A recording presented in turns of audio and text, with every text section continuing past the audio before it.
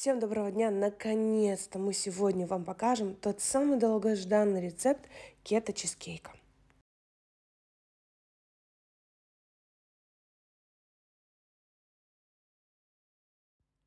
Для меня этот рецепт особенный, потому что именно этот рецепт чизкейка мой муж постоянно просит приготовить. Добавляем в кокосовую стружку растопленное сливочное масло. И совсем немного подсластителя, у меня это была стевия.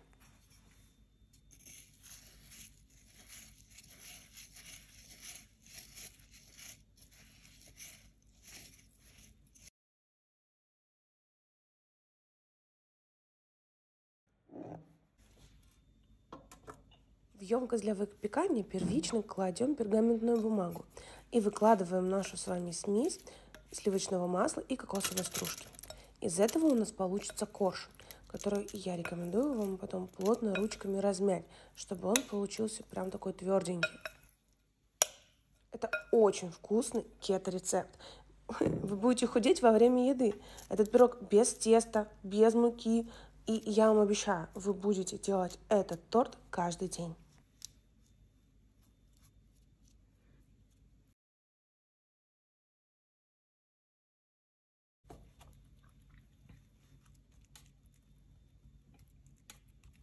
Отправляем выпекаться в духовку на 10 минут.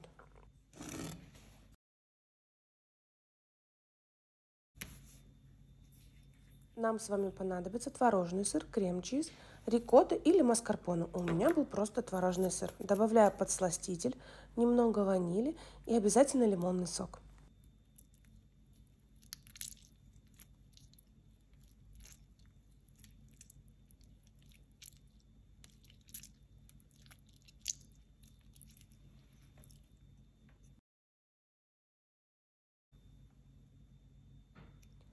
Три яйца и тщательно будем перемешивать. Этот торт по-настоящему тает во рту. Он получается очень нежный, в меру сладкий, идеально подходит для кето-диеты. И вообще это тот самый торт, когда вы будете худеть во время еды. Я еще обожаю этот рецепт, потому что по вкусу он очень похож на чизкейк Нью-Йорк. Тот самый классический чизкейк Нью-Йорк. Выкладываем полученную массу на наш запеченный кокосовый корж.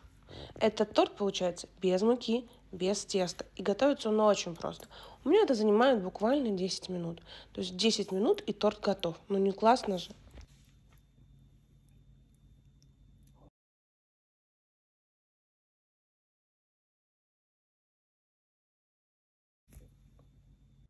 Выпекаем в духовке обязательно при 160 градусах 35-45, а иногда бывает и 60 минут.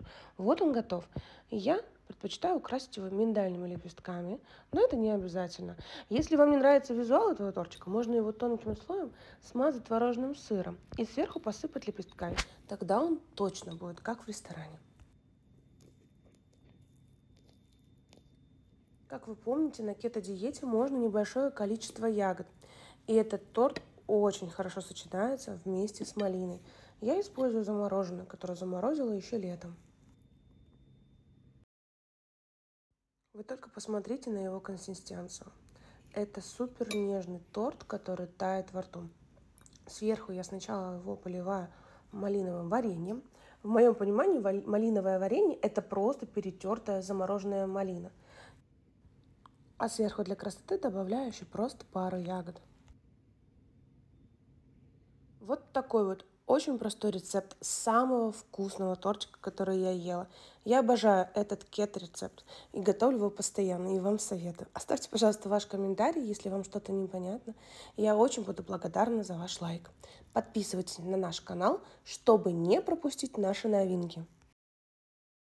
Напишите нам, пожалуйста, в комментарии, какой рецепт приготовить следующий, что бы вам хотелось.